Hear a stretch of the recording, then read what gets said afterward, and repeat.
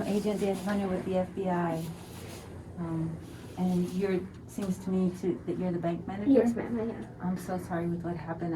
The police officer did tell me you were around here, but said that you weren't in good shape to talk to us. Can you talk to me real Yeah, I quick? could give you some things.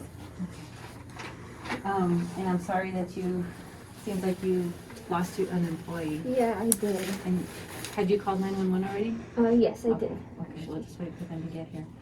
Can you tell me what happened? I know I was in a meeting when this happened. Okay. What I got from the police officers that it did happen around 2 p.m. Okay. But when I got here, I did look at the footage, and what I could see on the footage was that there was 2 males, Okay. and one of them was a white and one was black. Okay. They looked a little bit built, Okay. and they looked like they were like at least their age 50s around there, Okay. possibly. They did have ball caps though. They did have ball caps. I saw that they fled in a white Expedition, I believe it was. Would you be able to give me the videotape so I can review it and get pictures of these individuals? Yes, ma'am, I can. Okay. And could you tell me the name of this employee right here? It would be Jane. It would be Jane Flowers. Okay. I'm so sorry. Well, we just ask you not to make any phone calls or anything like that, and let us continue with the investigation, and then we'll be doing all the notifying of Jane's family and stuff like that. Okay. So if you could just stick around, we're going to get your information, and then release you so that way you can calm down, de-stress, whatever.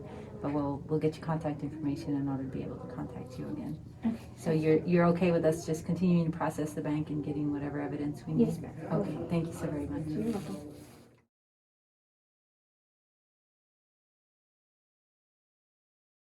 All right, so we're going to start collecting evidence now. We're going to start alphabetically. So we'll start with A. So when we photograph, we're going to have one long view to show relativeness to the room, a medium shot, and then we're going to put the ruler down and we're going to do a close-up shot. So it gives us an idea, and we can compare that. We know the size, and so that's the size shoe that we're looking for. So in order to pick up a footprint like that, we were going to need to cast it and then pick up whatever we can. It works much better when it's outside than inside. We're going to just do the best we can by putting the material on there and then trying to pick that up. But at least we have a photograph, and we can kind of start trying to figure out what kind of shoe that is. Moving on to B, which is going to be behind us. And I'm going to go ahead and take a picture, long range. Close up, I want to move it slightly so we can show where it is.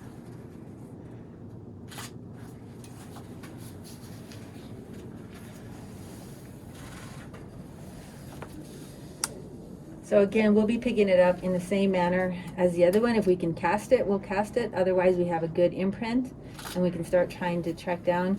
Maybe we can go outside and see if we can find anything similar to this, and we can cast it and pick it up from that as well. Moving on to C, our plastic bag. So for the most part, our evidence is going to be picked up and placed in the brown bag. What's important about these, it already has the chain of custody on it. So we always have to remember to put our case ID, who picked it up, the location, and everything about this day has to be recorded on there. That way it's easy to track, and when it gets logged into the evidence room, they know exactly what they're pulling out. So we're going to place that paper bag when we go to lift it in here.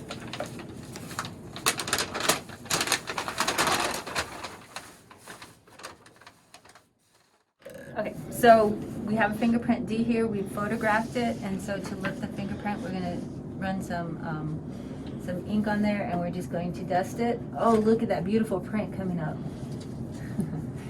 And then we're slowly going to use adhesive tape.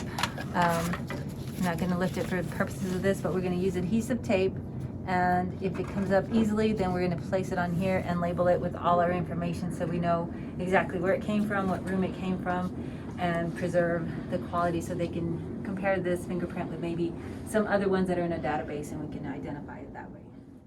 Okay, so we're going to go ahead and place the water. We could fingerprint it on scene, or we could just preserve it and then send it to the lab, and they can lift fingerprints later and try and match it up with either the subject or possibly our victim that we have.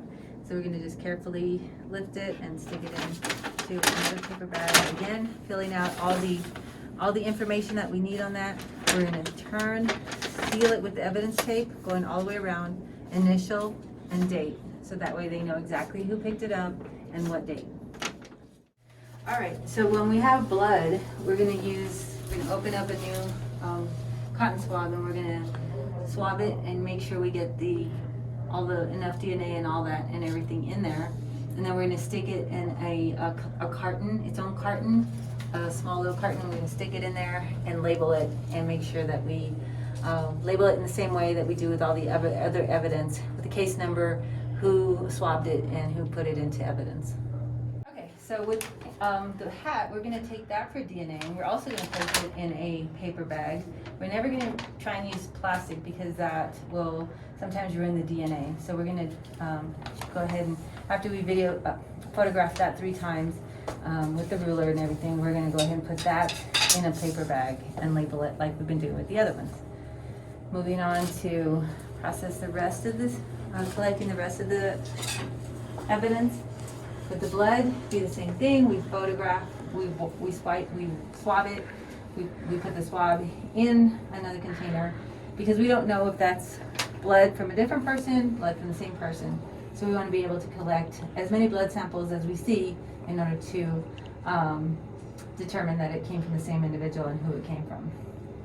All right, so now with the gun, we're going to, we just need to render it safe, and then send it to the lab and let them process it for fingerprints, because we're not going to be able to do a thorough job here in the field as they are in the lab. So what I would do, and basically you're going to take it, make it safe, clear it, separate the bullets from the gun, and package them separately. And then the gun is going to go into a box. We're going to strap it down securely, label it, and send it off to the lab.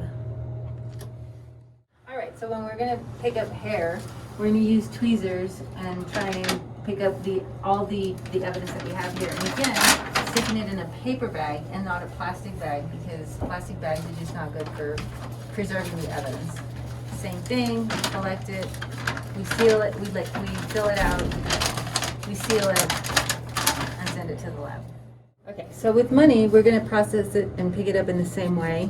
We're going to let the lab run all the tests on the fingerprints and the blood. So we're going to come with the tweezers as well and pick up the money and then put it in our bag. Again, fill out our bag with all our information, seal it, and send it off to the lab. So when we talk about picking up both items, M and N, we have a bandana and we have hair. So we're going to use the tweezers to pick up both, or at least the hair for sure. And then they go separately, obviously, in a brown paper bag like this. So that's how you would pick those up, and again, label, send to the lab. Moving on to L over here, we have a bullet casing.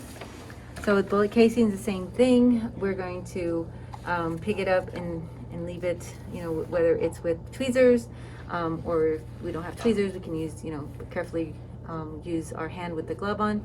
Again, place it in a paper bag, never plastic bag, and label it and seal it.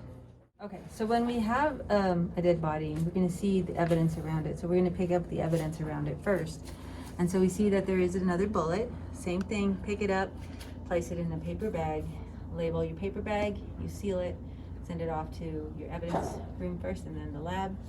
So here we see that we have some money, so we're going to collect that as well. There's blood on the money, so we're going to take the evidence from that, try and lift whatever blood that is, the DNA, to see if it matches with the other blood that we've been collecting. Body in and of itself, gets its own marker. And so with the dead body, you know, I came in, I checked, there was no pulse. The body already had started to get stiff. I knew that there was no signs of life, so we had, bank manager said that they had already called 911 and called the office of medical examiner, waiting for the medical examiner to arrive. He's the only one that can say that this person died at whatever time. And so until then, we're gonna stay with the body. We will collect a little bit of blood just to have the DNA, and the body will be taken to OMI, and they will do a complete autopsy and tell us exactly how the teller died.